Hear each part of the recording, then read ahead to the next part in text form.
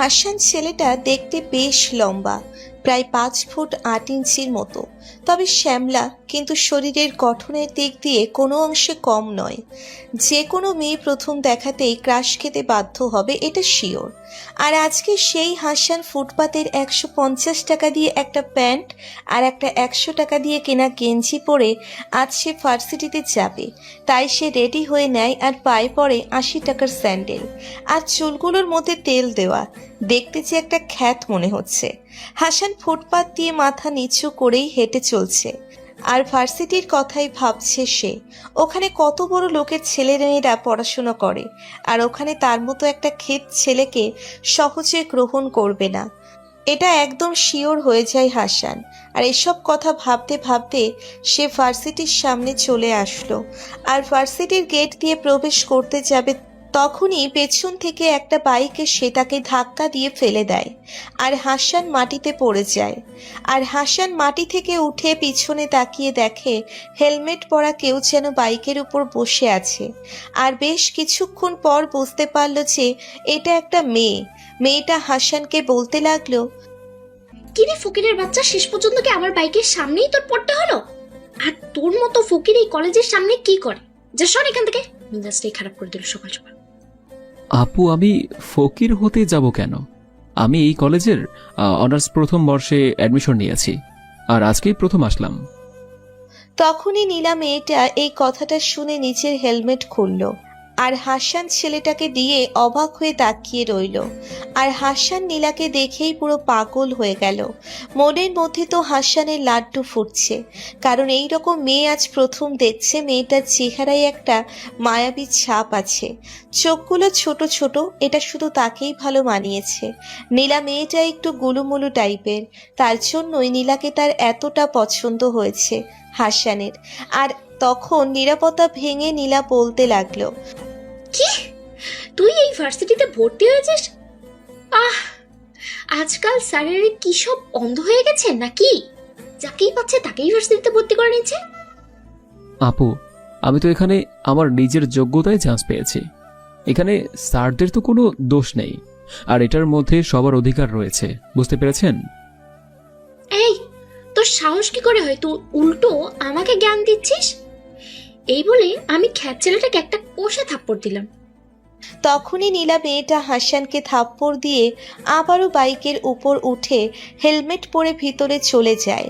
আর কিছু দূর যাওয়ার পরেই নীলা তার বাইকটা সবার সামনে পার্ক করে, আর হেলমেট রেখে তার বান্ধবীদের কাছে চলে আসে। আর তার বান্ধবীদের কাছে এসে সে আড্ডায় মেতে ওঠে। আর ওদিকে হাসান সে গেটের ভেতরে প্রবেশ করলো, আর পায়ে সে এগিয়ে যাচ্ছে। আর তখনই সকলেই তার দিকে তাকিয়ে আছে। আর তাকিয়ে থাকাটাই স্বাভাবিক, কারণ এইরকম ক্ষেত হয়ে কখনোই কোনো ছেলে এই ভার্সিটিতে আসেনি। সেই হয়তো প্রথম, তার জন্যেই সবাই এরকম ভাবে দেখছে। তখনই কিছু ছেলে তাকে ডাক দিল, আর ছেলেগুলো হলো বড়লোক বাবার ছেলে মেয়ে। আর এখানে ওরাই র্যাগিং করে। তবে র্যাগিংয়ের মধ্যে লিডার হচ্ছে নীলা, যার সঙ্গে একটু আগে ঝামেলাটা হয়ে গেল। তখনই ওখানে নেহাল ছেলেটা ডাক দিল, আর হাসানের বাধ্য হয়ে সেখানে যেতে হলো। আর হাসান তাদের কাছে আসতেই ওখান থেকে নেহাল হাসানের উদ্দেশ্যে বলতে লাগলো, কিরে, তুই এখানে কি করছিস? তোকে তো রাস্তায় দেখেছিলাম, হেঁটে হেঁটে আসছিস। তা তুই কি ভার্সিটিতে ভর্তি হয়েছিস নাকি? জানতাম না তো। আজকাল স্যারেরা কি তোর মতো খ্যাতকে ভর্তি করে? ভাই, আপনারা কেন শুধু শুধু এরকম করছেন? আর আমি তো এখানে আমার নিজের যোগ্যতায় চান্স পেয়েছি, এখানে তো আর কোনো কথা থাকতে পারে না। দেখেন ভাই, আমাকে র্যাগিং করবেন না। আমি এখানে পড়তে এসেছি, আর র্যাগিং করাটা একটা অন্যায়। তোর সাহস দেখে আমি সত্যি অবাক হয়ে যাচ্ছি, কারণ সামান্য একটা খ্যাত হয়ে তুই আমার সামনে বসে বুক ফুলিয়ে কথা বলিস, আর আমাকে জ্ঞান দেওয়ার চেষ্টা করছিস। তুই জানিস তুই কার সামনে দাঁড়িয়ে কথা বলছিস? তোর কোন আইডিয়া আছে আমার সম্পর্কে? আমি হলাম এই শহরের মেয়র, একমাত্র ছেলে, আর আমার সঙ্গে তুই এভাবে কথা বলছিস? ভাইয়া, আমি অনেক কিছু বলে ফেলেছি, তার জন্য আমি ক্ষমা চাচ্ছি। আমি এখন ক্লাসে যাব, আমার ক্লাসের সময় হয়ে যাচ্ছে। তারপর ক্লাসে না হয় আবার স্যার ঢুকতে দেবে না। তা তুই পড়াশোনা করতে এসেছিস, আর আমরা কি ফেলতে এসেছি নাকি? আমরাও তো পড়াশোনা করব, চল, আজকে তোর স্যারের কাছে ক্লাস করতে হবে না, আজকে তুই আমার ক্লাস করবি। দেখুন ভাই, এভাবে আমাকে টানা হেঁচড়া করবেন না প্লিজ। আমি আপনাদের কাছে সত্যিই ক্ষমা চাচ্ছি, আপনারা আমাকে ক্ষমা করে দিন। আমি এখন ক্লাসে যাব, প্লিজ আমাকে যেতে দিন। এসব কথা বলার পরেও নেহাল হাসানকে ছাড়ল না। নেহাল হাসানকে একের পর এক থাপ্পড় দিয়েই যাচ্ছে, আর হাসান সেগুলো মুখ বুজে সহ্য করছে, কারণ হাসানের এখনো বলার সময় হয়নি। যখন বলার সময় হবে তখন এগুলো এমনিতেই ঠান্ডা হয়ে যাবে।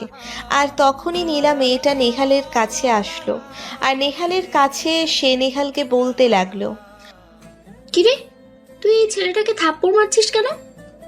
এই ছেলেটা শুধুমাত্র আমার শিকার, এই ছেলেটার উপরে শুধুমাত্র আমারই অধিকার আছে। আমি ছাড়া এই ছেলেটার উপরে কেউ হাত দিতে পারবে না, বুঝতে পেরেছিস? এই ছেলেটার সঙ্গে শুধুমাত্র আমার ঝামেলা হয়েছে, তোদের নয়।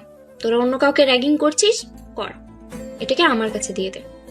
ঠিক আছে, তাহলে এই ছেলেটাকে আমি দিতে পারি, কিন্তু তার বিনিময়ে তোর বান্ধবীর সঙ্গে আমার লাইনটা করিয়ে দিতে হবে।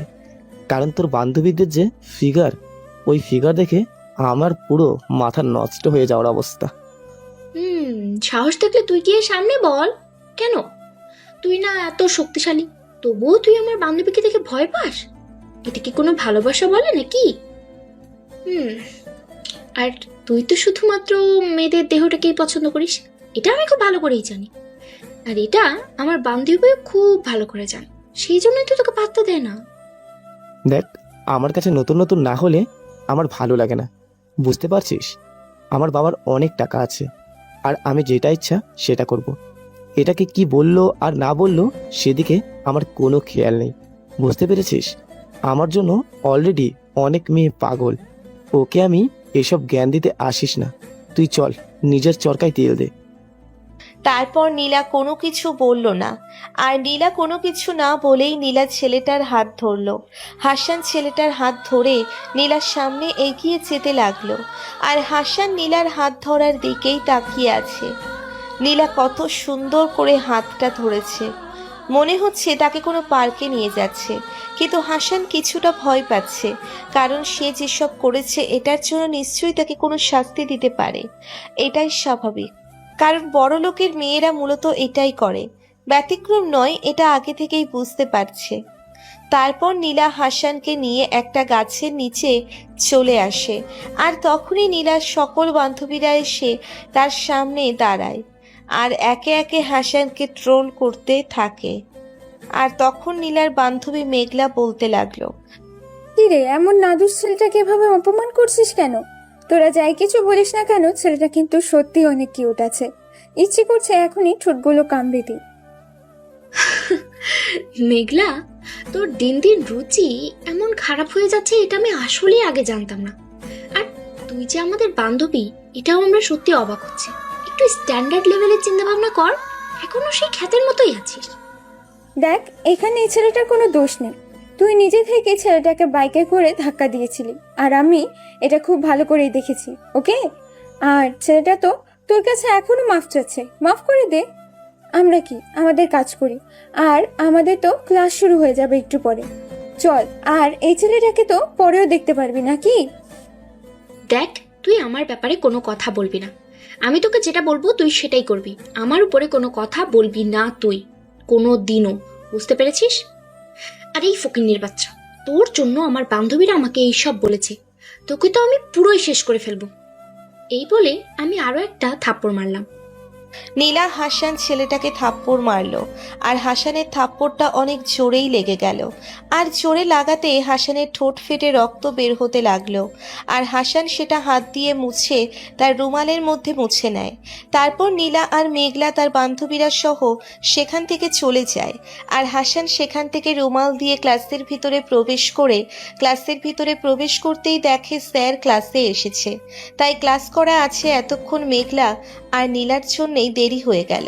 মেঘলা মেয়েটাও যথেষ্ট সুন্দরী, যে কেউ প্রেমে পড়ে যাবে। হাসান ও নীলার উপর যে ক্রাশ খেয়ে গেছে, তারপর হাসান স্যারের অনুমতি নিয়ে রুমে প্রবেশ করলো আর গিয়ে পেছন বেঞ্চে বসে পড়লো। তার পাশে কেউই বসতে চাচ্ছে না, সে একাই বসে বসে ক্লাস করছে। আর কিছুক্ষণ পরেই স্যার তার পরিচয় জানতে চাইলো, আর পরিচয় জানতে চাওয়ার পরে হাসান নিজেকে খুব সাধারণভাবে পরিচয় দিল, আর যেটা শুনে সবাই হাসতে থাকে। আর তখন স্যার বলতে লাগলো, শ্যাট আপ, তোমরা এভাবে হাসাহাসি কেন করছো? হ্যাঁ, ও একটা সাধারণ ছেলে, তার জন্য তোমাদের হাসতে হবে? আর আমি নিজেও এক সময় সাধারণ ছিলাম, আর এখন আমি নিজের যোগ্যতায় এ পর্যন্ত এসেছি। হয়তো ছেলেটার মধ্যে এমন কিছু আছে যে ছেলেটা অনেক কিছু করতে পারে। আর কখনো এরকম যেন ব্যবহার না শুনি। ও তোমাদের নতুন বন্ধু, তাকে সবাই আপন করে নেবে, ওকে? তারপর স্যারের কথায় সবাই শান্ত হয়ে যায়। আর শান্ত হয়ে যাওয়ার পরে আবারও স্যার ক্লাস করাতে লাগলো। তারপর ক্লাস শেষে সবাই বের হয়ে চলে আসলো। আর তখনই হাসলো এক পাশ দিয়ে বের হচ্ছে, আর তখনই নীলা তার সঙ্গে ইচ্ছে করে ধাক্কা খেলো, আর ইচ্ছে করে ধাক্কা দিয়ে হাসানকে ফেলে দিল। আর হাসানকে ফেলে দেওয়ার পরেই নীলা কিছুটা দূরে গিয়ে পড়লো, আর সঙ্গে সঙ্গে নীলা এসে হাসানকে একটা থাপ্পড় মারলো, আর থাপ্পড় মেরে বলতে লাগলো, আহ, ফকিন্নির বাচ্চা, তুই কি মেয়ে দেখলে গায়ে পড়তে ইচ্ছে করে? চোখে দেখতে পাস না? চোখ কি হাতে নিয়ে ঘুরিস নাকি? এখন থেকে ভালোভাবে চোখ দিয়ে দেখবি, আর না হলে থাপ্পড় দিয়ে তোর গালে চামড়া উঠিয়ে ফেলবো। এই বলে নীলা মেয়েটা চলে যায়। আর নীলা মেয়েটা চলে যাওয়ার পরে হাসান ধীর পায়ের সামনে এগিয়ে যেতে থাকে। তারপর গেট পার হয়ে হাসান একটা গাড়িতে উঠে পড়ে সবার চোখের আড়ালে। আর গাড়িতে উঠে সে জিপিএস ট্র্যাক করতে থাকে, কিন্তু হাসান কি করছে এটা কেউই জানে না। হাসান জিপিএস ট্র্যাক করে দেখতে পেল একটা বাসার ঠিকানা দেখাচ্ছে, আর সে বাসায় কেউ থাকে না। এটা হাসান অনেক আগেই জেনেছে। তারপর হাসান সেই বাসায় চলে আসলো গাড়ি নিয়ে। আর গাড়ি নিয়ে আসার পরে সাকিব তার সাথে আছে, আর সাকিব হাসানকে বলতে লাগলো, স্যার, এখানে তো কেউ থাকে না, আর এখানে শুধু শুধু কেন আসলাম? এখানে তো মনে হয় আমরা কোনো কিছুই পাবো না। আপনি মনে হয় ভুল কিছু ইনফরমেশন পেয়েছেন কারো কাছ থেকে। দেখ সাকিব, এখানে না জেনে কোনো কথা বলবি না। আর এই হাসান কখনো ভুল ইনফরমেশনে কখনো কোনো জায়গায় যায় না, বুঝতে পেরেছিস? আমি ভালো করে খোঁজ নিয়েই এসেছি। আমার এখানে সন্দেহ হচ্ছে এত বছর ধরে বাড়িটা পুরনো, এভাবে ফেলে রাখা হয়েছে, তাও আবার এমন একটা জায়গায় যেখানে সবসময় মানুষ চলাফেরা করে। এটা কিভাবে সম্ভব? তারপর সাকিব আর কোনো কথা বলল না। তারপর সাকিব এমনিতেও হাসানকে দেখে অনেকটা ভয় পায়, যদিও তারা প্রায় সময় মেনে চলে। তারপর হাসান তার বোনের থেকে পিস্তলটা বের করে সামনে এগিয়ে যেতে লাগলো, আর সিঁড়ি দিয়ে এক পা দুই পা উপরে উঠল। আর উপরে উঠে দেখে দরজায় তালা মারা। আর হাসান সাকিবকে বলল দরজাটা খোলার জন্য। তারপর আশেপাশের হাসান চারিদিক থেকে দেখতে লাগলো, আর হঠাৎ করে দেখলো একটা পায়ের ছাপ। আর হাসান তাড়াতাড়ি করে তার ফার্স্ট এইড বক্স থেকে কিছু যন্ত্রপাতি বের করে ওই পায়ের ফুটপ্রিন্ট নিয়ে ফেললো।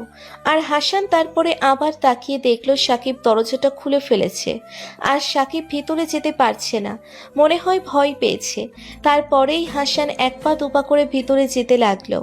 আর তখন হাসান সাকিবকে বলতে লাগলো, ভিতরে অনেক কিছুই থাকতে পারে, তার জন্য সাবধানে ভিতরে প্রবেশ করাটাই উচিত, বুঝতে পেরেছিস? আর কোনো সমস্যা হলে অবশ্যই অবশ্যই আমাকে ডাক দিবি, ওকে? আর হ্যাঁ, নিজ হাত দিয়ে কোনো কিছু ধরবি না, গ্লাভসগুলো লাগিয়ে নে। তারপর আবারও হাসান সামনে এগিয়ে যেতে লাগলো। আর কিছু দূর যাওয়ার পরেই হঠাৎ করে একটা বাজে গন্ধ তার নাকে আসলো। আর এই বাজে গন্ধটা যে মৃত মানুষের পচে যাওয়ার গন্ধ, এটা হাসান খুব ভালো করেই বুঝতে পারছে। আর তখন সে একটা রুমের মধ্য গিয়ে দেখে দুইটা মেয়ে নগ্ন অবস্থায় পড়ে আছে। হয়তো বেশি দিনের হবে না, মাত্র 10 থেকে 12 দিনের হবে, কিন্তু মুখটা স্পষ্টভাবে বোঝা যাচ্ছে না, কারণ মুখটা আগেই থেতলে যাওয়া হয়েছে কোনো কিছু দিয়ে। আর হয়তো কোনো ফুলের টব বা ইট দিয়ে মুখটা থেতলে দেওয়া হয়েছে। এমন বাজেভাবে কেউ যে হত্যা করতে পারে এটা সত্যিই বিরল। তারপর ওদিকে আবার সাকিব ডাকতে লাগলো আর বলতে লাগলো, স্যার, স্যার আপনি এদিকে আসেন তাড়াতাড়ি, এখানে আরও একটা লাশ পেয়েছি। এখানে একটা ছেলে লাশ পড়ে আছে, আর ছেলেটার মুখটা দেখা যাচ্ছে না, শুধুমাত্র হাতের মধ্যে একটা নেকলেস পেয়েছি। ছেলেরা যে নেকলেস পরে জানতাম না তো। লাশগুলোকে ফরেন্সিক ল্যাবে পাঠানোর জন্য তাড়াতাড়ি ব্যবস্থা করো, আর চারপাশে যা কিছু আছে সবগুলো চেক করতে থাকো, ওকে? আর হ্যাঁ, বেশি কিছু হলে ডাক দিও আমাকে। তারপর আবারও হাসান সে সবগুলো খুঁটিয়ে খুঁটিয়ে দেখতে থাকে, আর একটা ময়লার মধ্যে এসে দেখে একটা ছেঁড়া রক্তমাখা শার্ট পরে আছে। আর শার্টটা ছেঁড়া, শার্টের রংটা কি সেটা বুঝতে একটু দেরি হলো, কারণ রক্তমাখা শার্ট। তারপর হাসান ওই শার্ট থেকে রক্তের স্যাম্পেলটা নিয়ে শার্টটাও তার সাথে করে নিয়ে নিল। আর এভাবে বেশ কিছু জিনিসপত্র তার সঙ্গে নিয়ে লাশগুলোকে ফরেন্সিক ল্যাবে পাঠিয়ে দিল। তারপর সেখানে পুলিশের পাহারা ব্যবস্থা করলো। আর এসব করতে করতেই তার সন্ধ্যা হয়ে গেল। আর সন্ধ্যাবেলায় এসে থানায় আসে না, এটা তার সিকিউরিটির জন্য, যেন তাকে কেউ না চিনতে পারে। আর থানায় এসে সকল ফাইলগুলো দেখতে লাগলো। বেশ কিছু পুরনো ফাইল সাকিবকে বের করতে বলল। আর সাকিব কিছুটা অবাক হয়ে হাসানকে বলল, স্যার, আপনি পুরনো ফাইল দিয়ে কি করবেন? আর পুরনো ফাইল তো তেমন কোনো কিছু বোঝা যায় না, ছবিগুলো তো বোঝা যায় না, শুধুমাত্র লেখাগুলো কিছু কিছু বোঝা যায়। শোনো, আমি এখন স্যারের কাছে যাচ্ছি, ওকে? তুমি পুরনো ফাইলগুলো বের করে আমার বাসায় দিয়ে আসবে। আর আমার বাসায় যাওয়ার সময় কেউ যদি কোনো কিছু জিজ্ঞেস করে, তাহলে সোজা বলবে যে তুমি আমার বন্ধু, আর বন্ধুর সঙ্গে দেখা করতে এসেছো। আর ফাইলগুলো এমনভাবে নিয়ে যাবে যে কেউ যেন বুঝতে না পারে। আর আমি যদি ফাইলগুলো নিয়ে যাই তাহলে একটু সমস্যা হতে পারে, কারণ আমি যে পুলিশ এটি অনেকেই সন্দেহ করেছে। ঠিক আছে স্যার, আপনি কোনো চিন্তা করবেন না, আমি আপনার বাসায় রেখে আসবো।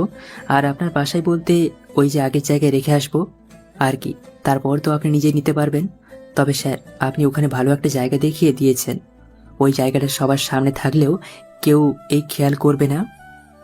তারপর হাসান সেখান থেকে একটা ফাইল হাতে করে নিয়ে গাড়িতে বসলো। আর ড্রাইভারকে বলল হেড অফিসে নিয়ে যাওয়ার জন্য। তারপর আবারও ড্রাইভার হেড অফিসে নিয়ে আসলো। আর সেখান থেকে ভিতরে চলে গেল। আর ভিতরে যাওয়ার পরে দেখলো কমিশনার স্যারের রুমে আরও একজন বসে আছে।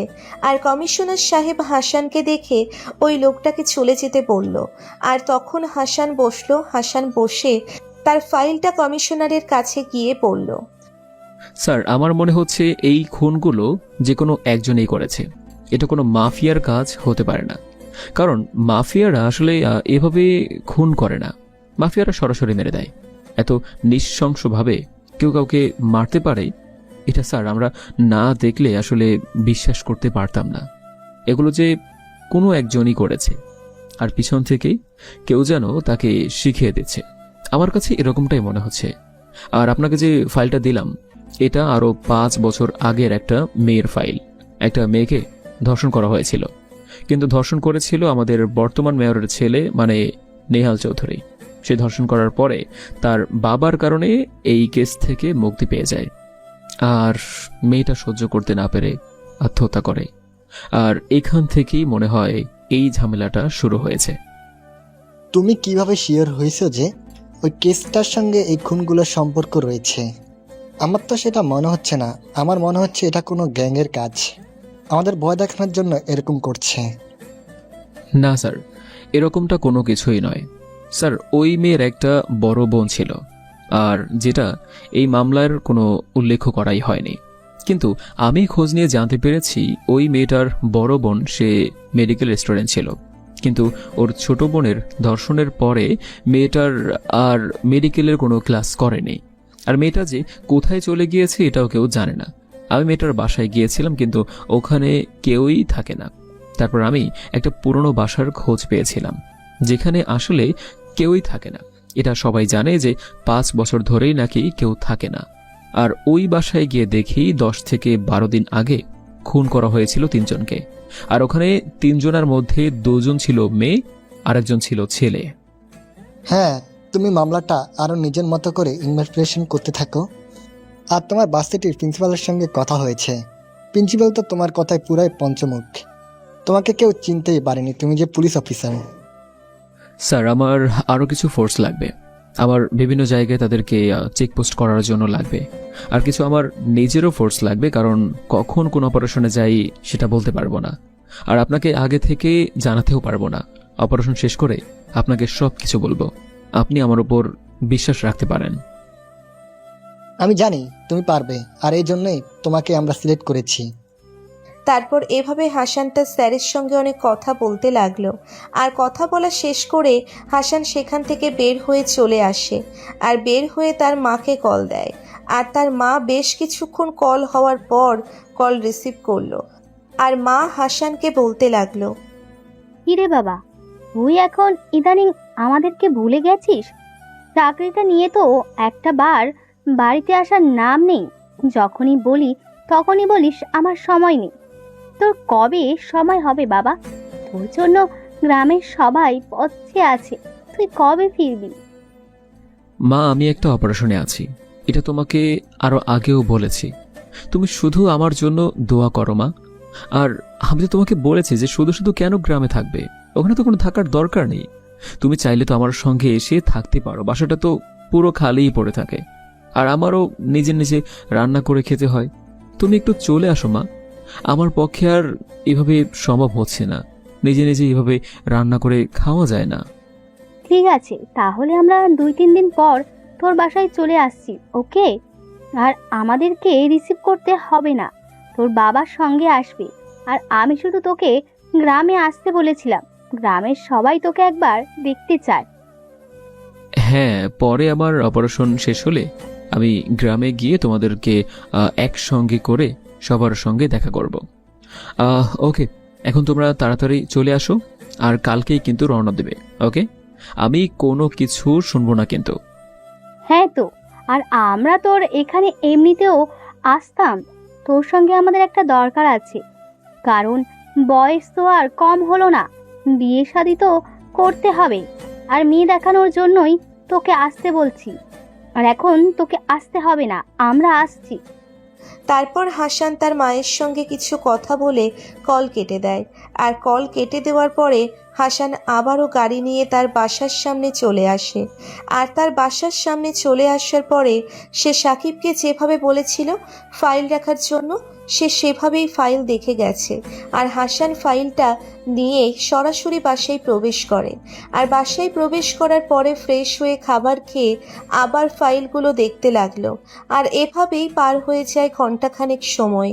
তারপর হঠাৎ করেই ফাইলের মধ্যে একটা বিষয় দেখে হাসানের চোখ চড়ক গাছ হয়ে গেল।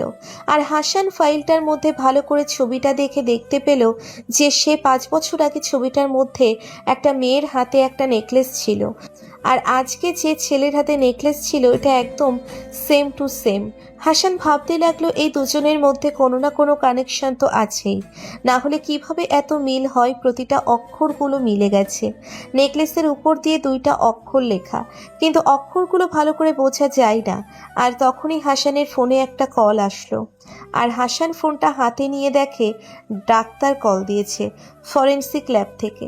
আর ডাক্তারের ফোনটা তাড়াতাড়ি করে হাসান রিসিভ করলো।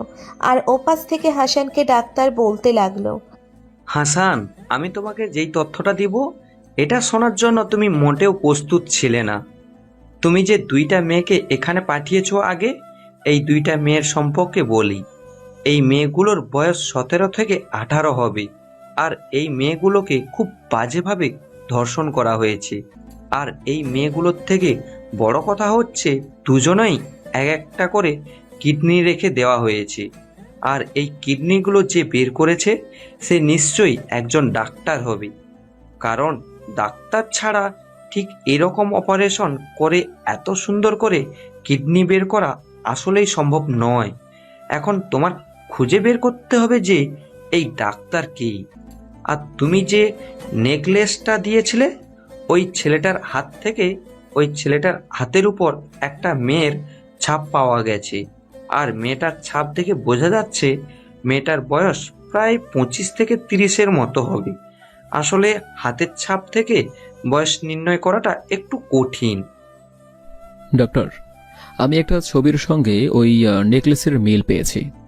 আমি আমার একটা পুরনো ফাইল ঘেটে দেখলাম একটা মেয়ের হাতে ওই নেকলেসটা পরা ছিল, আবার সেম নেকলেসটা ওই ছেলের হাতে ছিল।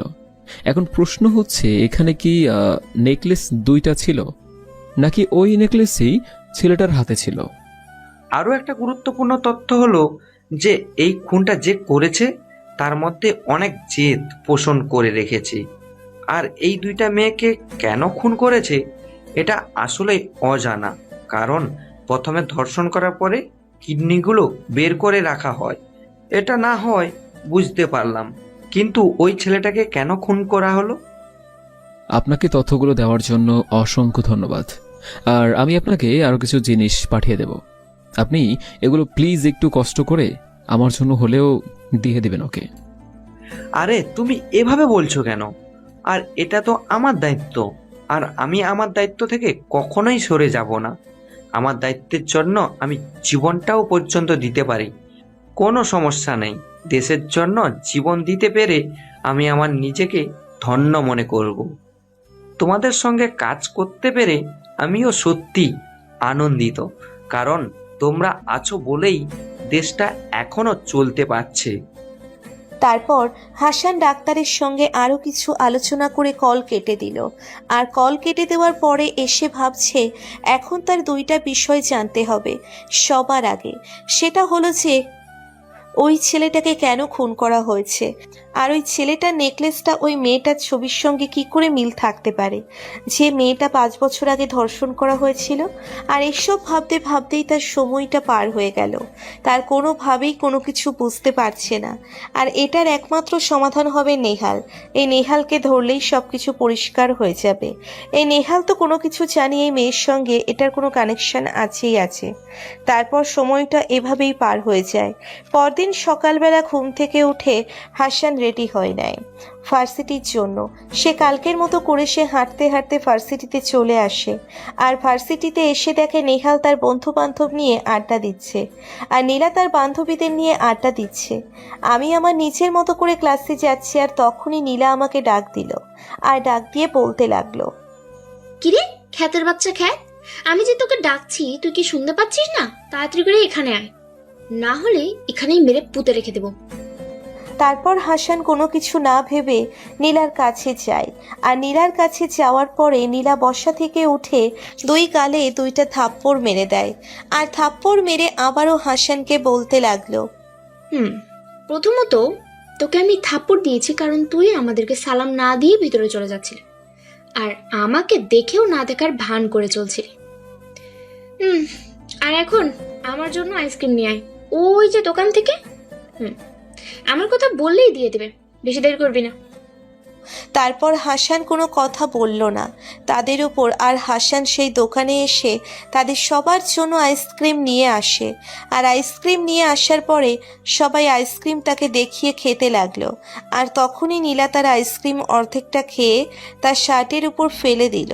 আর হাসান সেটা হাত দিয়ে মুছতে লাগলো, কিন্তু হাত দিয়ে তো আর পরিষ্কার করা যায় না। তাই হাসান তার পকেট থেকে রুমালটা বের করে শার্টের মধ্যে মুছে যাবে, তখনই নীলা বলতে লাগলো, শোন, তুই এখন তোর নিজের শার্ট খুলে আমার পায়ের জুতাটা ভালো করে মুছে দিবি, আর তার জন্য তুই 1000 টাকা পাবি। আমি তোকে ফ্রিতে কাজ করাবো না, টাকা দিয়েই কাজ করাবো। আর এটাও একটা কাজ, যদি না পারিস তাহলে কি অবস্থা হবে এটা তো বুঝতেই পারছিস। এটা তোর নতুন করে বলে দিতে হবে না, কালকে তো বুঝে গিয়েছিস। কেমন? আপু প্লিজ, আপনারা আমার সঙ্গে কেন এমনটা করছেন? আমি তো আপনাদের সঙ্গে কোনো অন্যায় করিনি। আমি তো এখানে পড়াশোনা করার জন্য এসেছি। আপনারা শুধু শুধু কেন আমার সঙ্গে এরকমটা করছেন? দেখ নীলা, আমার কিন্তু এসব মোটেও ভালো লাগছে না। এমনিতেই আমি আছি অনেক প্যারায়, কত চিন্তার মধ্যে আছি আমি, আর তুই শুধু শুধু এভাবে রাগ করেই যাচ্ছিস। দেখ, তুই এখানে কোনো কথা বলবি না। যদি তুই এটার উপরে কোনো কথা বলিস তাহলে কিন্তু তোকেও মাইর দেবো অনেক। তুই এখানে চুপ করে বসে থাক, আর তোকে আমি যেটা বললাম তুই সেটা কর। তারপর সেখান থেকে হঠাৎ করে মেঘলা উঠে চলে গেল। আর মেঘলা উঠে সোজা প্রিন্সিপালের রুমে চলে আসলো। আর এসে দেখে প্রিন্সিপাল ফোনে কথা বলছে। আর মেঘলা এসে সেখানে বসে পড়ল। আর বসে পড়তেই প্রিন্সিপাল তাকে বলল, এখানে কেন এসেছো? আমি না তোমাকে এখানে এতবার আসতে না করেছি? আচ্ছা, ওই রুমে চলো, এখানে অনেক কিছু দেখা যায়। তারপর মেঘলা কিছুটা আড়ালে চলে আসলো। আর আড়ালে আসার পরে আর প্রিন্সিপাল কোনো কিছু না বলেই মেঘলাকে জড়িয়ে ধরে অসভ্যতাম করতে লাগলো। আর মেঘলা তখন কিছুটা রেগে গিয়ে প্রিন্সিপালকে বলতে লাগলো, দেখুন, আমি আপনার সঙ্গে এই জন্য এখানে আসিনি, ওকে? আমি এখানে এসেছি কিছু গুরুত্বপূর্ণ কথা বলার জন্য। আমি নেহালকে খুন করে ফেলবো। সেই সময় এখনো আসেনি। যখন সময় আসবে তখন আমি তোমাকে বলবো। এই যে কয়দিন আগে খুন করেছিলে, এটার জন্য পুলিশ অলরেডি তদন্ত করা শুরু করে দিয়েছে। আর এই কলেজের মধ্যে একজন পুরুষ অফিসার এসেছে, ছেলেটাই হলো পুলিশ। সাবধান। এটার মানে কি? আপনি সবকিছু জেনেও এই কলেজে আসতে দিয়েছেন? আপনি কেন এই পুলিশ অফিসারটাকে এখানে আসতে দিয়েছেন? এই জন্যই তো তাকে আমার এতটা সন্দেহ লাগতো, কারণ নীলা এত অপমান করা সত্ত্বেও ছেলেটা কোনো কথা বলতো না, সবকিছু সহ্য করতো। আর কেমন ভাবে যেন আর চোখে সবার দিকে তাকিয়ে থাকে।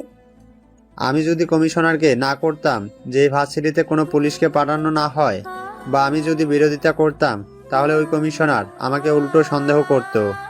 আর আমি চাই আমি কমিশনারের কাছে ভালো থাকি। তার জন্য আমি অনেকটা নিরাপদে থাকতে পারবো। আর এই পুলিশ অফিসার হাসানকে কিভাবে সরাতে হয় এটা আমি প্ল্যান করছি। আমার ছোট বোনকে ধর্ষণ করেছে এই নেহাল, আর এটা আমি এখনো সহ্য করে আছি। আর আপনার সঙ্গে এমন খারাপ একজন লোকের সঙ্গে আমি পরিচিত হয়েছি। তুই আমার ডিমান্ড পুরো করেছিস, আমি তোর ডিমান্ড পুরো করছি। এটাই আমাদের শেষ কথা, বুঝতে পেরেছিস? এখানে তো অন্য কোনো কথা থাকতে পারে না। তোর ডিমান্ডটা আমি পূরণ করব। তোর যত টাকা লাগে আমি দেব, তোর যত হেল্প লাগে আমি করব। আর তুই আমার ডিমান্ড বড় করবি। আর যে দুইটা মেয়েকে খুন করেছিস, এই দুইটা মেয়ের কিডনিটা ভালো করে রেখেছিস তো? আমি মেডিকেলের ছাত্রী, এটা আপনি ভালো করে জানেন। আর কিডনি দিতে গিয়ে একটা সমস্যায় পড়তে হয়েছিল, কারণ আমার কাছে ভালো যন্ত্রপাতি নেই। আর আমাকে কিছু যন্ত্রপাতি এনে দিতে হবে। আর আমি এই সপ্তাহের মধ্যেই কোনো মেয়েকে দিতে পারবো না। আমি যত তাড়াতাড়ি সম্ভব নেহালকে খুন করে আমি এই পথ ছেড়ে দেব। কিন্তু সেদিন তো মাত্র দুইটা কিডনি পেয়েছিলাম।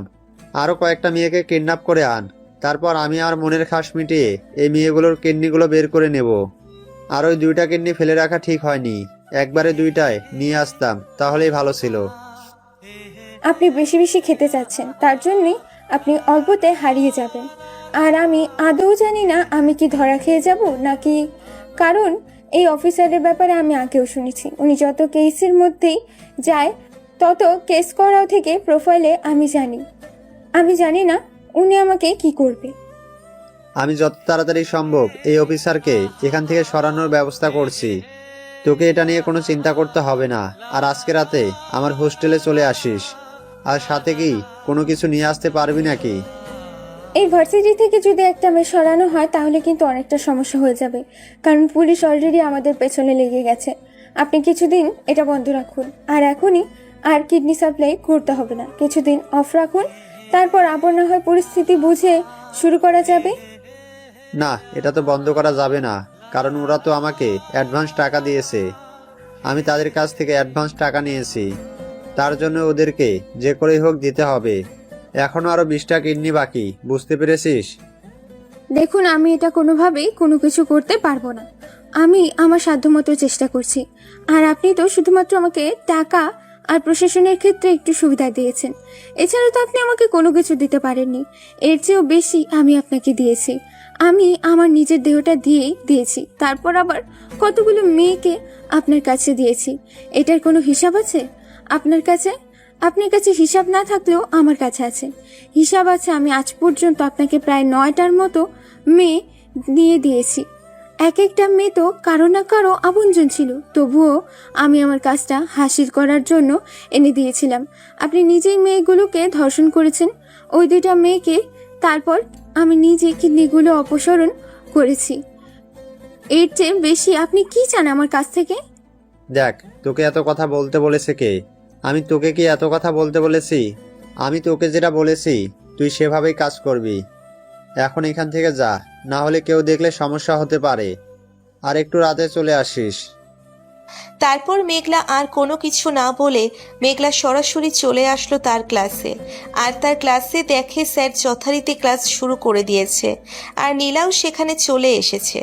আর সে গিয়ে নীলার পাশে বসলো, আর পাশে বসে চুপচাপ ক্লাস করতে লাগলো। আর তখন নীলা মেঘলাকে জিজ্ঞেস করলো, কিরে, তুই কোথায় ছিলি?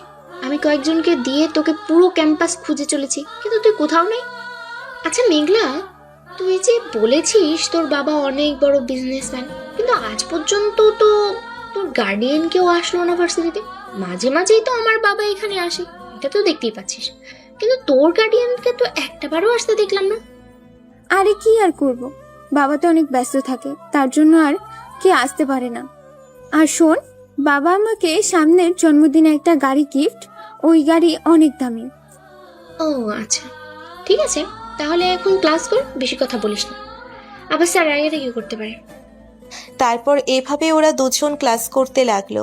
আর ওদিকে হাসান সে ক্লাসে বসে চুপচাপ কি যেন ভাবছে।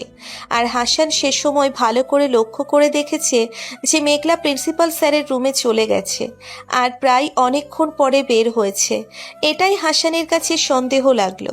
আর প্রিন্সিপালকেও তার এমন সুবিধের মনে হলো না আজকে রাতেই এখানে আসতে হবে। আবার কারণেই ভার্সিটির সঙ্গে সকলকে রহস্য জড়িয়ে আছে, এটা হাসানের মনে হচ্ছে। তারপর হাসান ক্লাস করে যথারীতি বাসায় চলে আসলো। আর বাসায় এসে ফ্রেশ হয়ে কিছুক্ষণ রেস্ট নিল। আর কিছুক্ষণ পরেই তার মা কল দিল। আর হাসান যথারীতি গাড়িটা নিয়ে বাসস্ট্যান্ডে চলে আসলো। আর বাসস্ট্যান্ডে এসে তার মা বাবাকে সে তার বাসায় নিয়ে আসে। আর বাসায় নিয়ে আসার পরে তার মা হাসানকে বলতে লাগলো, দেখছিস, আমি তোকে এই জন্য একা একা কোথাও থাকতে দিই না। এবার এসে গেছি, এবার তোকে বিয়ে দিয়েই তারপর আমি এখান থেকে যাব, কারণ শহরে থাকতে আমাদের মোটেও ভালো লাগে না। আর তুই তো গ্রামে গিয়ে থাকতে পারবি না, কারণ তোর চাকরির জন্য। আমরা কোনোভাবেই এই শহরে থাকতে পারবো না, এখানে বন্দি জীবন আমি থাকতে চাই না।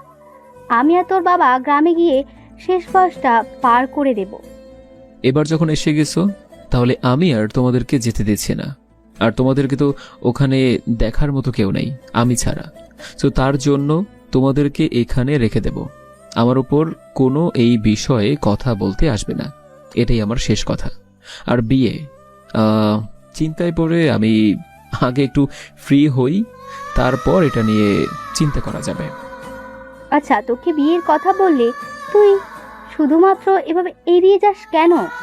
বিয়ের কথা বললেই তুই একটা না একটা কথা বলে পার পেয়ে যাস। এবার আর কিন্তু পার পেতে দিচ্ছি না। আর তোর কোনো পছন্দ থাকলে আমাকে বল, আমি কথা বলি। মা, তুমি সবেমাত্র এসেছো আর এখন এসেই এসব বকবক করা শুরু করেছো? হ্যাঁ, আচ্ছা, আমি একটা সত্যি কথা বলছি, আমার একটা মেয়েকে অনেক ভালো লাগে, মেয়েটা অনেক ভালো। আমি সময় হলে তোমাকে সব কিছুই বলবো, ওকে? আর কথা বলো না মা, এখন যাও ফ্রেশ হয়ে আসো। তারপর হাসান তার মা বাবার সঙ্গে কিছু কথা বলে সে রুমে চলে আসলো। আর রুমে এসে ফ্রেশ হয়ে সে আবারও ল্যাপটপে কাজ করতে লাগলো। আর এভাবেই সময়টা পার হয়ে গেল। আর রাত 10টার দিকে সে বাসা থেকে বের হলো। আর বাসা থেকে বের হওয়ার সময় তার মা দেখে ফেলে। আর তার মা দেখে নেয়। আর তার মাকে কোনো কিছু না বলেই সে যথারীতি ছদ্মবেশে রেডি হয়ে সে ভার্সিটির সামনে চলে আসলো। আর ভার্সিটির ভিতরে গিয়ে সমস্ত কক্ষ ভালো করে দেখতে লাগলো। আর সাথে আছে সাকিব। আর সাকিবকে বলল, শোন, আমি তোকে একটা কথা বলি, তুই এখন এখান থেকে কোথাও যাবি না, ওকে? আর আমি যখন তোকে ডাকবো তখন তাড়াতাড়ি করে তুই ছাদে চলে আসবি। আমি ছাদের মধ্যে একজনের আনাগোনা দেখতে পেয়েছি, ওকে? খুব সাবধানে আসবি। স্যার, আমি এখানে থাকতে পারবো না, আমার অনেক ভয় করছে। আমি আপনার সাথে যাব, আমার এখানে একদম ভয় লাগছে, সত্যি কথা।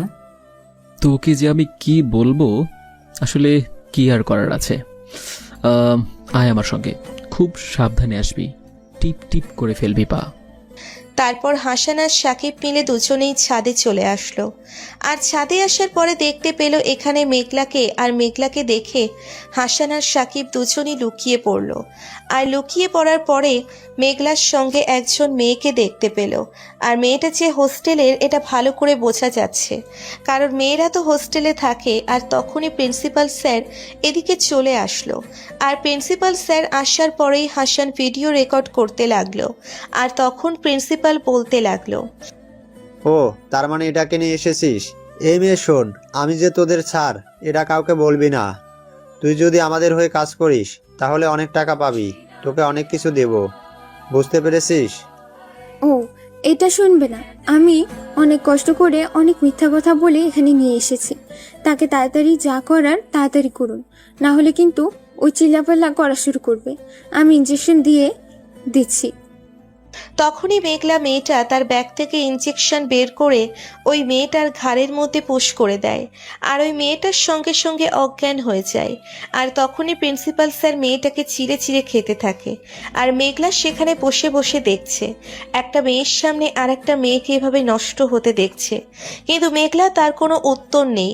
আর প্রিন্সিপাল প্রায় 1 ঘন্টা পরে সেখান থেকে উঠে আবার মেঘলার কাছে গেল, আর মেঘলার কাছে যাওয়ার পরে মেঘলার সঙ্গে অসভ্যতাম করতে লাগলো, কিন্তু মেঘলা কোনো প্রতি উত্তর করলো না। আর তখনই কিছুক্ষণ পরে মেঘলা নিজেকে সামলিয়ে ওই মেয়েটার কিডনি বের করতে থাকে। এটা সাহায্য করছে প্রিন্সিপাল, দুজন মিলে এসব কাণ্ড কারখানা করছে। আর হাসান এদিকে ভিডিও করছে, আর মেঘলা 2টা কিডনি বের করে লাশটাকে কোথায় যেন নিয়ে যাচ্ছে। তখন দেখলো লাশটাকে ট্যাঙ্কের ভিতরে ফেলে দিল, তার মধ্যে পানি নেই, এটা পরিত্যক্ত। আর তখন মেঘলা বলতে লাগলো, আর কিছুদিন পরে আমার ছোট বোনের প্রতিশোধ আমি নিতে পারবো, আর জীবনের বিনিময় হলেও আমি নিহালকে শাস্তি দিয়ে ছাড়বো। তারপর হাসান সেখান থেকে সাকিবকে নিয়ে চলে আসে, আর সাকিব তার বাসায় চলে গেল। আর এদিকে হাসান সে বাসায় যেতে লাগলো একা একা। আর একটা বাসার নিচ দিয়ে যাচ্ছিল, আর কিছু দূরেই সে দেখতে পেল কেউ যেন দৌড়তে দৌড়তে এদিকে আসছে। অন্ধকারে তেমন একটা দেখা যায় না ভালো করে, আর কাছাকাছি আসতেই সে দেখতে পেল একটা মেয়ে। আর মেয়েটা আর কেউ নয়, এটা হলো নীলা।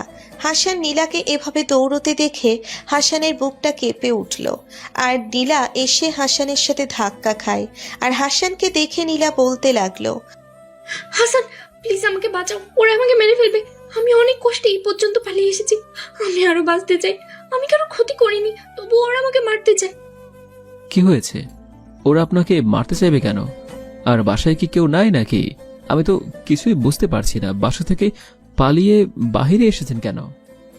বাবা ব্যবসার কাজে শহরের বাইরে গেছে, বাড়িতে আমি একা। আর আমার খেয়াল রাখার জন্য যে ছিল রহিমা খালা, ওনাকে হাত পা বেঁধে ফেলে আমাকে মারতে এসেছে। আমি একজনকে চিনতে পেরেছি, ওখানে একজন আমার বাবার বন্ধু ছিল। তার মানে সবকিছু আপনার বাবার সাথে হয়েছে, আর ওরা খুব ভালো করে জানতে পেরেছে যে আপনি বাসায় একা থাকবেন, আর এই সুযোগটাই ওরা নিয়েছে। তখনই কিছু গুন্ডা এসে তাদেরকে ঘিরে ফেলে, আর ঘিরে ফেলার পরে নীলা অনেকটা ভয় পেয়ে যায়। আর নীলা ভয় পেয়ে হাসানকে শক্ত করে জড়িয়ে ধরে, আর হাসানও তাকে শক্ত করে জড়িয়ে ধরে। আরও তখন ওখান থেকে একজন হাসানের উদ্দেশ্যে বলতে লাগলো, এখনো ভালোই ভালোই বলছি, এই মেয়েটাকে আমাদের কাছে দিয়ে তুই এখান থেকে সরে যা, না হলে কিন্তু তুই নিজেও মারা যাবি বলে দিলাম। শুধু শুধু কেন নিজেকে একটা মেয়ের জন্য এই অবস্থা করবি? তাই আমি তোকে ভালোই ভালোই বলছি, তুই এখান থেকে চলে যা। কি করে চলে যাই বল? কিন্তু মেয়েটা আমাকে এমনভাবে বলল, আর এমনভাবে জড়িয়ে জড়িয়ে আছে, এখান থেকে তো চলে যাওয়াও সম্ভব না। আচ্ছা আমি যাব না, তোরা চলে যা, আর যা হবার পরে দেখা যাবে। ফকিন্নির বাচ্চা, আমি তোকে এখান থেকে যেতে বলেছি না? এখনই এখান থেকে যা, না হলে এমন মার দিব যে সারা জীবন হাসপাতালে বেডে শুয়ে থাকতে। না রে, তোর কথা আমি শুনতে পারলাম না, কারণ মেয়েটাকে আমি পছন্দ করি। আর এখন যেহেতু মেয়েটা বিপদে পড়েছে আর মেয়েটাকে আমার সাহায্য করতে হবে, তাই আমিও তোকে বলছি তোরা এখান থেকে চলে যা। শুধু শুধু ঝামেলা করে লাভ কি? শুধু শুধু সরকারি হাসপাতালের বেডগুলো দখল করে রাখবে। আমাদের মুখের উপর কথা বলিস? তুই জানিস আমরা কার লোক, আমরা কার ভয়ে কাজ করি, আর এই মেয়েটাকে আমাদের তুলে নিয়ে যেতে হবে। আর তখনই হাসান সবাইকে মারতে লাগলো, আর সবাই তাকে মারতে লাগলো, কিন্তু হাসানের সঙ্গে ওরা কোনোভাবেই পারল না। তারপর হাসান সবাইকে মেরে তাড়িয়ে দিল, আর সবাই হাসানের হাতে মার খেয়ে পালিয়ে গেল জীবন নিয়ে। আর তখন হঠাৎ করেই নীলা এসে আবারও জড়িয়ে ধরল, আর তখন হাসান নিজেকে ছাড়িয়ে নীলাকে একটা থাপ্পড় মারল, আর থাপ্পড় মারতেই নীলা কিছুটা ছিটকে গেল। আর তখন নীলাকে হাসান বলতে লাগলো, আপনি যে ভার্সিটির মধ্যে এত সবাইকে র্যাগিং করেন, অপমান করেন, দেখেছেন আজকে? কি আপনার অহংকার এখন কোথায় গিয়েছে? আজকে যদি আমি না থাকতাম, মানে এই ছোট লোকের বাচ্চাটা যদি না থাকতো, তাহলে ওরা আপনাকে কি করতো জানেন? আমরা বাংলা ভাষায় কি বলে জানেন না? ওই যে ওরা আপনাকে ছিঁড়ে রেখে দিত সবাই মিলে। এটা কি আপনার ভালো লাগতো? আর আপনার বাবা যদি অসৎ পথে উপার্জন না করত, তাহলে আপনাকেও এমন বিপদে পড়তেই হতো না। আর আমি কাকে কি বলছি? আরে আপনার বাবা না হয় একটা ভুল করেই ফেলেছে, কিন্তু আপনি তো শিক্ষিত ছিলেন, তাই না? আপনি তো আর মূর্খ ছিলেন না। কোনটা ভালো কোনটা খারাপ এটা তো খুব ভালো করেই জানেন। তবু আপনি যেভাবে চলাফেরা করেন, এরকম চলাফেরা করার কারণেই আপনার উপর যে কারো আকর্ষণ থাকতেই পারে। আপনার জন্য শুধু খুঁজতে থাকবে যে আপনাকে কখন নষ্ট করা যায়। এখনো যদি নিজের ভালো না বোঝেন, তাহলে কবে বুঝতে পারবেন? যেদিন নিজের সবটা হারিয়ে ফেলবেন, তখন বুঝতে পারবেন যে মেয়েদের ইজ্জতের কতটা দাম।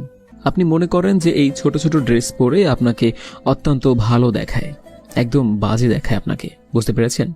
কারণ আপনাদের এরকম ড্রেসের জন্যই কিন্তু সমাজে অসংখ্য ধর্ষণ হয়ে যাচ্ছে, যেখানে ইসলাম একটি পূর্ণাঙ্গ ব্যবস্থা। আর ইসলাম আপনাদেরকে তো বলেই দিয়েছে আপনার সবসময় পর্দায় থাকবেন, তাহলে অন্তত ভালো থাকবেন, দুনিয়াতে এবং আখিরাতেও শান্তি পাবেন।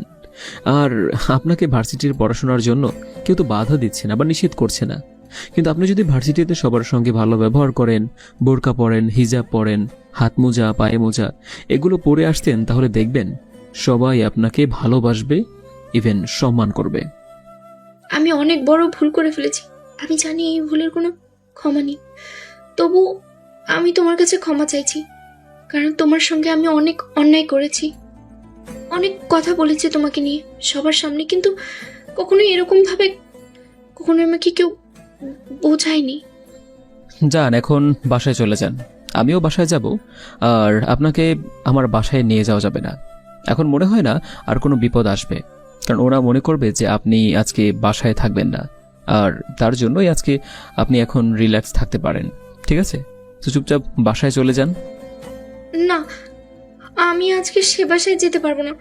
আমি সকালবেলা বাবার সঙ্গে কথা বলে তারপর আমাদের আরেকটা বাসা আছে, আমাকে ওইখানে দিয়ে আসতে পারবে।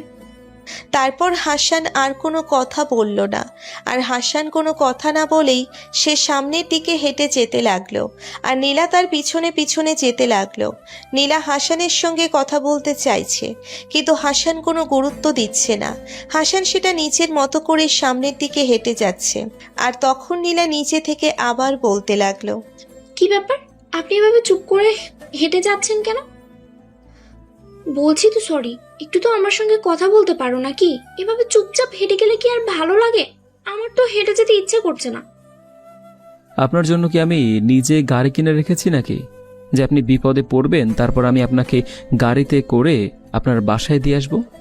এত রাতে গাড়ি পাওয়া যাবে না। চলুন, আপনাকে এভাবেই হেঁটে যেতে হবে। একটা মেয়েকে যদি অর্ধেক সাহায্য করেন তাহলে কি আর হবে? মেয়েটাকে তো সম্পূর্ণ সাহায্য করার দরকার, তাই না? তাহলে তো মেয়েটাকে আপনার ভালো লাগবে, ভালো বলবে। এভাবে হেঁটে হেঁটে হেঁটে যাওয়া ভালো লাগছে না, পা ব্যথা করছে, প্লিজ। দেখেন, আপনার এরকম আজেইরা কথাবার্তা শোনার একদম ইচ্ছা করছে না আমার।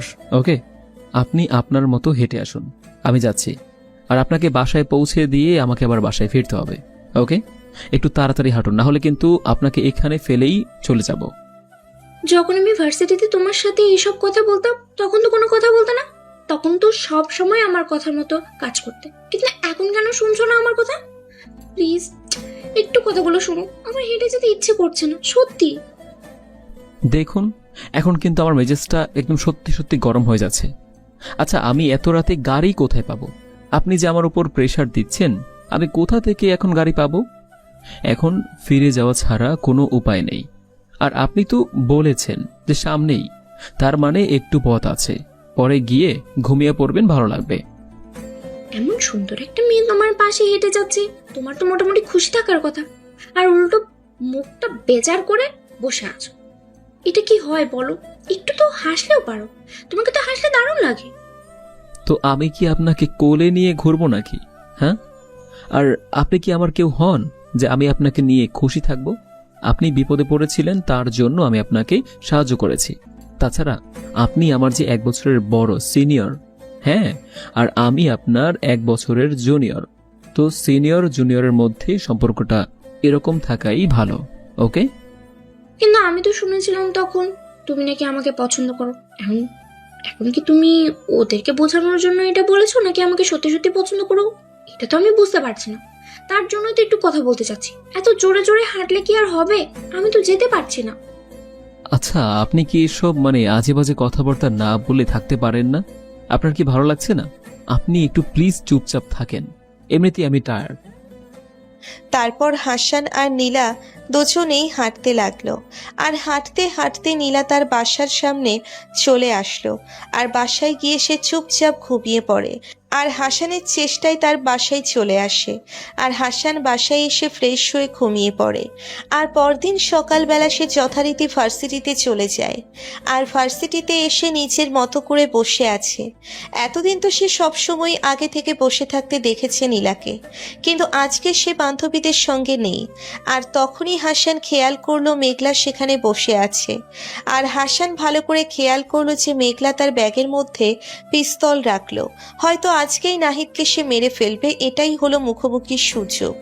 আর হাসান নিজে নিজে বলতে লাগলো, ভেবেছিলাম আরও কয়েকদিন রাখবো, কিন্তু মেঘলা যে এত তাড়াতাড়ি নেহালকে মেরে ফেলবে এটা তো জানতাম না। আজকে যেহেতু মেঘলা পিস্তল হাতে করে নিয়ে এসেছে, তার মানে আজকেই নাহিদকে শ্যুট করবে। আর এখানেই আমি তাকে ধরবো হাতে নাতে। তারপর হাসান সে তার টিম মেম্বারদেরকে সকলকেই বিষয়টা জানায়। আর সকলের সঙ্গে একটা প্ল্যান করে। আর হাসান মেঘলাকে ফলো করতে লাগলো। আর হঠাৎ করেই কেউ যেন হাসানকে টার্গেট করছে, কারণ একটা লেজার লাইট এসে হাসানের শরীরে লাগছে বারবার। আর হাসান সেটা বুঝতে পারলো যে কেউ তাকে দূর থেকে মারার ট্রাই করছে। তারপর হাসান সেখান থেকে তাড়াতাড়ি করে উঠে পড়ে। আর উঠে পড়ে এই সামনের দিকে তাকাতে দেখলো নীলা কলেজের ভিতরে প্রবেশ করছে, কিন্তু সেটা অন্যভাবে, হাতে মোজা বোরখা পরে। আর হিজাব, মুখটাও দেখা যাচ্ছে না, শুধুমাত্র চোখগুলো দেখা যাচ্ছে। সঙ্গে তার বাবা আছে। তখনই নীলার বাবা নীলাকে নামিয়ে দিয়ে সে চলে যায়। আর নীলা সরাসরি হাসানের কাছে আসলো। আর হাসানের কাছে এসে সে বলতে লাগলো, দেখো তো আজকে আমাকে কেমন লাগছে? অনেক সুন্দর লাগছে, তাই না? তাই না? কি ব্যাপার, ওইদিকে তাকিয়ে আছো কেন? একটু আমার দিকে তাকাও। আজ থেকে আমি সব কিছু বাদ দিয়ে দিয়েছি। আমি এখন থেকে 5 ওয়াক্ত নামাজ আদায় করবো, সব সময় তোমার কথা মতো চলবো। এই যে দেখো, আমার অনেক বড় শিক্ষা হয়ে গেছে। আর যে আমাকে এত পরিবর্তন করেছে সেই তো হবে আমার স্বামী। জানো, কালকে রাতে না আমি ঘুমাতে পারিনি। তুমি গরিব, তাতে কি হয়েছে? আমি তোমাকেই বিয়ে করব। বাবাকে তোমার কথা বলেছি, কিন্তু বাবা তোমাকে দেখা করতে বলেছে। তোমার বাবার সঙ্গে আমার এমনিই তো দেখা হবে। আর দেখো, আমি এসব প্রেম ভালোবাসা এসব কোনো কিছুই চাই না। আর তোমাকে আমার একদমই সহ্য হয় না। যাও এখান থেকে। তুমি সত্যি বিশ্বাস করো, আমি কালকে রাতে ঘুমাতেই পারিনি। দেখো আমার চোখগুলোর দিকে তাকাও, দেখো এখনো লাল হয়ে আছে। সারা রাত তোমার কথা ভেবেছি। তোমার কথা ভেবে আমি সারা রাত বের করেছি। আমি সত্যি বলছি, আমি তোমাকে ভালোবেসে ফেলেছি। তারপর হাসান কোনো কিছু না বলেই নীলাকে একটা থাপ্পড় দেয়। আর থাপ্পড় দিয়ে নীলাকে অনেকভাবে অপমান করতে থাকে। নীলা সেগুলো চুপচাপ সহ্য করে, কারণ নীলা যে তাকে অনেক অপমান করেছিল। হাসান নীলাকে কিছু অপমান করে, সে যথারীতি ক্লাসের সামনে এসে দাঁড়িয়ে আছে। আর তখনই দেখতে পেল মেঘলা নেহাকে গুলি করতে যাবে। আর তখনই হাসান তার কোমর থেকে পেছনটা বের করতেই মেঘলার হাতের থেকে পড়ে যায়। আর তখনই পুলিশের গাড়ি ভার্সিটিতে প্রবেশ করে। আর একটা হট্টগোল লেগে যায়। পুলিশ এসে প্রিন্সিপাল আর মেঘলাকে অ্যারেস্ট করে। আর তখন নেহাল ওদিকে পালিয়ে যাচ্ছিল। আর হাসান গিয়ে নেহালকে মারতে লাগলো। আর হাসানকে সবার সামনে পুলিশ অফিসাররা বলতে লাগলো, এখন কি করবে? তখন হাসান আবার বলতে লাগলো, এখন কি করব? তাদেরকে ভিতরে নিয়ে যাব কিনা? আর তখন হাসান আবার বলতে লাগলো, এই প্রিন্সিপালের অফিস রুমের নিচে দেখবেন যে একটা গোডাউন আছে, ওখানে সমস্ত মালামাল আছে। ওখান থেকে মালামালগুলো সংগ্রহ করুন, আর আমি নেহালকে আনছি। তারপর হাসান নেহালকে ধরে ফেললো। আর ধরে ইচ্ছে মতো মারতে লাগলো। আর এটা ভার্সিটির সকল ছাত্রছাত্রী তাকিয়ে তাকিয়ে দেখছে। আর নীলা তো কোনোভাবেই বিশ্বাস করতে পারছে না, কারণ নীলা কখনো ভাবতেই পারেনি যে হাসান এমন হয়ে যাবে। নীলা ভেবেছিল সে একটা সাধারণ মানুষ। আর তখন প্রিন্সিপাল মেঘলাকে বলতে লাগলো, আরে আমি তো ভেবেছিলাম আজকে আমি ছেলেটাকে গুলি করব। আর এজন্য আমি নিজে টার্গেট করেছিলাম। আর আমি যখনই শ্যুট করব তখনই ছেলেটা এখান থেকে উঠে পড়ে আর ছেলেটা বেঁচে যায়। তারপর ক্লাসের সামনে এসে দাঁড়ায়। আমি তো ভেবেছিলাম সেখানেও তাকে গুলি করে দেব, কিন্তু এর মধ্যে মেঘলা তুই কেন প্যাঁচ লাগিয়ে দিয়েছিস? এখন কি হবে? আমার সমস্ত প্ল্যান তুই নষ্ট করে দিয়েছিস। আমি অনেকবার দেখেছি, আর আমি এটাও জানি যে আপনি নেহালের মামা। এটা আমি জেনে গেছি। আমি শুধুমাত্র আপনাকে কী কারণে যে সাহায্য করছি সেটা আমি এখন বুঝতে পারছি। আমি অনেক বড় ভুল করে ফেলেছি, আর আমি তো ধরা এমনিতেও খেয়ে যেতাম। আর আপনাকে কি করে আমি ছেড়ে দিই? তার জন্য আমি আপনাকে বাজিয়ে দিয়েছি, আপনার নাম বলে দিয়েছি। এখন আর কোনো কিছু করার নেই। আপনি যেগুলো করেছেন এগুলোর জন্য আপনাকে একমাত্র ফাঁসি দিবে। আমার কোনো দুঃখ নেই, আমি নেহালকে তো মেরেই ফেলবো। এই বলে আমি একটা পুলিশের কাছ থেকে পিস্তল কেড়ে নিয়ে নেহালের উদ্দেশ্যে গুলি করলাম। আর ওখানে দেখলাম হাসান, সে নেহালকে মারতেছিল। আর গুলি করতেই নেহাল ছটফট করতে করতে মারা যায়। আমি যদি এটা আগে জানতাম যে তুই এটা সত্যি সত্যি করে ফেলবি, তাহলে আমি কখনোই তোকে বাঁচিয়ে রাখতাম না। আর তোকে তো শুধুমাত্র আমি ব্যবহার করেছি। তোর জন্য আমি আমার জীবনটা শেষ করে দিলাম। তারপর হাসান নেহালকে অ্যাম্বুলেন্সে তুলে দেয় তাড়াতাড়ি করে। আর অ্যাম্বুলেন্সে তোলার পরে কিছুক্ষণ পরেই নেহাল মারা যায়। হাসপাতালে নেওয়ার কোনো সুযোগই ছিল না।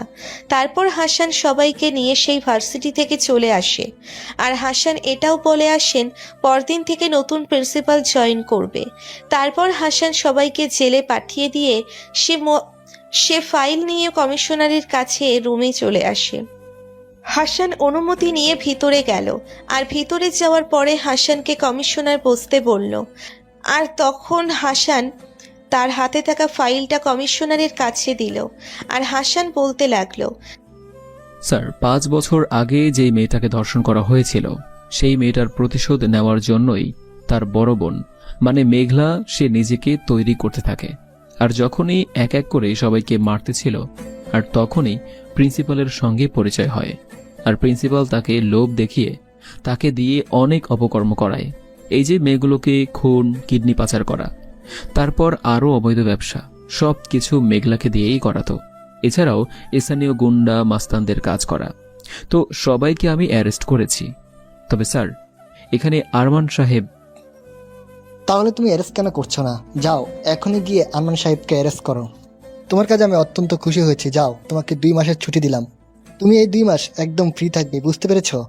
কারণ তোমাকে যদি এই কেসের মধ্যে না নিয়ে আসতাম তাহলে এটা কখনো সম্ভব হতো না।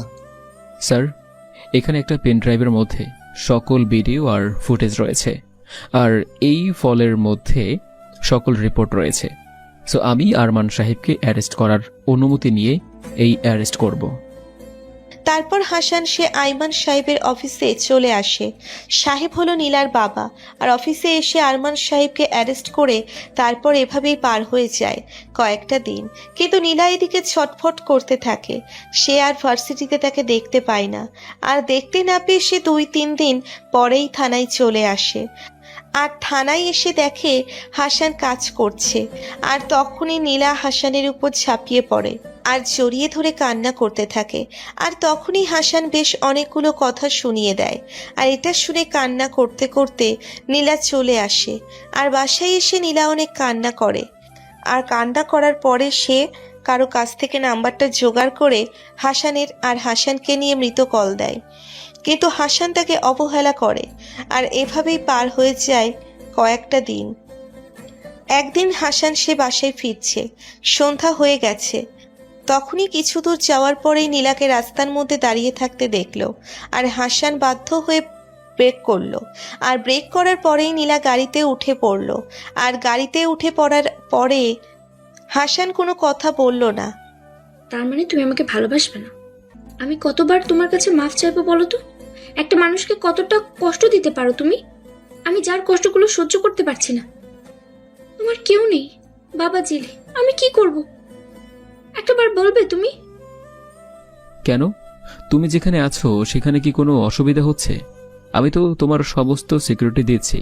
তোমার কোনটা ভালো আর কোনটা খারাপ সেটাও আমি মিটিয়ে দিচ্ছি। তবুও তুমি কেন এসব বলছো? সবকিছুই তো দিচ্ছ, কিন্তু ভালোবাসাটা তো দিচ্ছ না। আমি কল দিলেই তুমি বলো আমি ব্যস্ত আছি। আমি দেখা করতে চাইলে তুমি দেখা করো না। কেন? আমি কি তোমার কাছে দায়িত্বটা চেয়েছি? আমি তোমার কাছে দায়িত্বটা চাই না, আমি তোমার কাছে ভালোবাসাটা চাই। যেটা তুমি দায়িত্বের জন্য করছো, এটা আমার মোটেও ভালো লাগছে না। জানি না, আমি এটার কোনো উত্তর তোমাকে দিতে পারবো না। আর সন্ধ্যা হয়ে গিয়েছে, এখন বাইরে থাকাটা ঠিক হবে না। বাসায় চলে যাও। আর যদি কোনো দরকার লাগে তাহলে রহমান চাচাকে বলবে, রহমান চাচা তোমাকে এনে দেবে। যদি তুমি আমাকে ভালোই না বাসবে, তাহলে আমার জন্য এত সিকিউরিটি দেওয়ার কারণ কি? যদি আমাকে ভালোবেসে থাকো তাহলে এত কষ্ট কেন দিচ্ছ আমাকে? আর মানে তুমি আমাকে এই সব দায়িত্বের জন্য করছো, তাই না? ঠিক আছে, আর কখনো তোমার সামনে আসবো, নিজেকে শেষ করে ফেলবো। যেখানে তুমি থাকবে না সেখানে আমি থেকে কি করবো? আমার ভালোবাসাকে তুই বুঝতে পারিস না, আমি যে তোকে ঠিক কতটা ভালোবাসি। যদি তোকে ভালো না বাসতাম, 24টা ঘন্টা তোর খেয়াল রাখতাম না, সব সময় তোকে আমি দেখতাম না। যদি আমাকে ভালোবেসেই থাকো তাহলে কেন এত কষ্ট দিচ্ছ? তোমার কাছে নিয়ে যাও না কেন? আমার যে একা একা থাকতে দম বন্ধ হয়ে আসে, তুমি বুঝতে পারো না? তারপর হাসান আর নীলার পারিবারিকভাবেই বিয়েটা হয়। আর বিয়েটা হয়ে যাওয়ার পরে আর হাসান এখন দাঁড়িয়ে আছে বাসর ঘরের সামনে। হাসান কোনো কিছু না ভেবে বাসর ঘরে প্রবেশ করলো। আর বাসর ঘরে প্রবেশ করার পরে এসে দেখতে পেল বিছানার মধ্যে কেউ ঘোমটা দিয়ে বসে আছে। আর হাসান গিয়ে তার পাশে বসলো। আর তার পাশে বসার আগেই থেকে নীলা বলতে লাগলো, উফ, তুমি আগে উজু করে আসো তো, 2 রাকাত নফল নামাজ আদায় করব, তারপর তোমার সঙ্গে আমি গল্প করব। এর আগে তোমার সঙ্গে আমি গল্প করব না, ওকে? তারপর দুজনেই অজু করে আসে। আর দুজনে অজু করে তারা দুজনেই নামাজ আদায় করে নেয়। আর নামাজ আদায় করে হাসান নীলাকে কোলে তুলে নিয়ে বিছানায় শুইয়ে দিল। আর তারা হারিয়ে গেল এক অজানা রাজ্যে। আর এভাবেই পার হয়ে গেল কয়েকটা দিন। একদিন অফিস শেষ করে হাসান বাসায় ফিরছিল। আর তখনই নীলা বারবার তাকে কল দিচ্ছে, কিন্তু হাসান গাড়ির মধ্যে থাকায় কলটা রিসিভ করছে না, বারবার কেটে দিচ্ছে। আর কিছুক্ষণ পরেই হাসান একটা রিসিভ করলো। আর তখন নীলা হাসানকে বলতে লাগলো, কি ব্যাপার, তুমি এখনো বাইরে কি করছো? আমি সেই কখন থেকে তোমাকে ফোন করে যাচ্ছি, কিন্তু তুমি আমার ফোন ধরছো না। তুমি কি আজকে বাসায় আসবে কি না সেটা বলো। আরে আমি বাইকে ছিলাম তো, তার জন্য তোমার কলটা ধরতে পারিনি। আর বাইকের সময় তো কল ধরা ঠিক না, তুমি তো আমাকে বলেছিলে, তাই না? আর বাসায় ফিরবো না মানে কি? তাহলে কোথায় ফিরবো? আমার কাছে ছাড়াও তোমার তো আরো অনেক জায়গা আছে, তাই না? ওই যে তুমি আগে বন্ধুদের সাথে যেখানে থাকতে না, ওইখানেই থাকো। আরে তুমি কেন যে শুধু শুধু আমার সঙ্গে রাগ দেখাচ্ছ? রাখো, আমি বাসায় আসছি। এমনিতেই অফিস করে অনেক ঝামেলার মধ্যে আছি, তারপর আবার তুমি রাগ দেখাচ্ছ। তাহলে কি তোমার জন্য আমি খাবার নিয়ে বসে থাকবো নাকি বারবার? তুমি একটাবারও আমার কথা শুনতে চাও না। আমি কি মানুষ নই? তোমার কি আমাকে মানুষ হিসেবে মনে হয় না? তারপর হঠাৎ করেই হাসান কল কেটে দেয়। হাসান কল কেটে দেওয়ার পরেই হাসান চুপচাপ বাসায় চলে আসে তাড়াতাড়ি, কারণ বেশি দেরি করলে তার উপর দিয়ে কি হয়ে যাবে এটা সে ভালো করেই বুঝতে পারছে। আর বাসায় আসার পরে সে কলিং বেল দেয়। আর কিছুক্ষণ পরে এই নীলা এসে দরজা খুলে দিল। আর দরজা খুলে দেওয়ার পরেই সে চলে যাচ্ছিল। আর তখন হাসান তাকে পেছন থেকে হাতটা শক্ত করে ধরে তার কাছে নিয়ে আসলো। আর তাকে শক্ত করে জড়িয়ে ধরলো। আর তখন হাসান বলতে লাগলো, এত বেশি রাগ দেখালে কিন্তু তোমার শরীর খারাপ করবে, বুঝতে পারছো? তাই মাথায় একটু পানি দিয়ে আসো, তাহলে দেখবে তোমার রাগটা কমে যাবে। দেখো, আমার কিন্তু এখন মেজাজ খারাপ হচ্ছে। তুমি আমাকে একদম রাগিও না। তুমি কোথায় আড্ডা দিচ্ছ সেটা বলো। তুমি আমাকে ভুলভাল বোঝানোর চেষ্টা করছো কেন? আমার সঠিক উত্তর দাও। মানে আসলে গাড়িতে তেল ভরতে গিয়ে একটু দেরি হয়ে গেছে। আর তুমি তো জানো যে আমি সবসময় টাঙ্কি ফুল করে রাখি, কারণ আমি বড়লোক মানুষ, তাই।